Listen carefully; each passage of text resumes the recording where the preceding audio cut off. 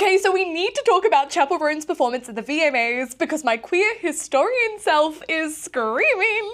As soon as Chappell hit the red carpet, it was widely reported that her outfit had been inspired by Joan of Arc. And now I don't think this is entirely wrong, but as soon as her performance began, it became clear to me she was more directly referencing another fantastic historical figure. Julie d'Aubigny, the queer, cross-dressing, sword-fighting opera singer from the 17th century who once burnt down a nunnery in order to save her lover. Now, Julie's life is shrouded in scandal, gossip, and hearsay. But one of the most famous stories is of a young woman who fell in love with Julie after watching her perform on the opera stage. The two began an affair, and when her parents found out, they shipped this young woman off to a convent. But Julie was not going to let that stop her. She entered the convent as well, pretending to be a postulant, and then burnt the convent to the ground, rescuing her lover. The two lived on the run for 3 months together before they were eventually discovered, and when they were, Julie was sentenced to death. But the court sentenced Julie under Sir du Maupin because they couldn't even admit that a woman was capable of seducing and abducting another woman. Another famous story about Julie is how she once entered a ball dressed as a man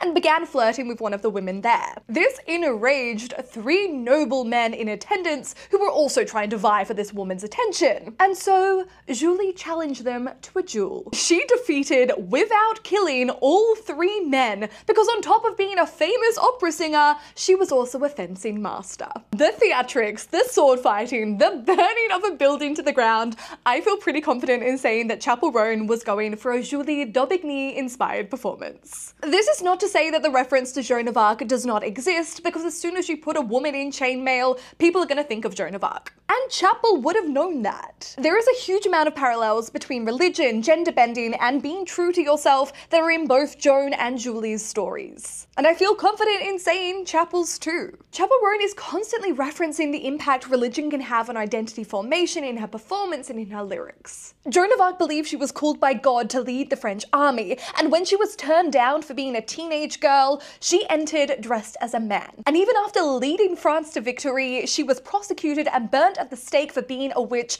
by a society that refused to defend her. All the while, she remained true to herself and her faith. Chappell Roan's authenticity is one of the reasons she's had such a skyrocket to fame. Only a year ago, she was performing in Melbourne to a crowd chanting at her to do a shoey.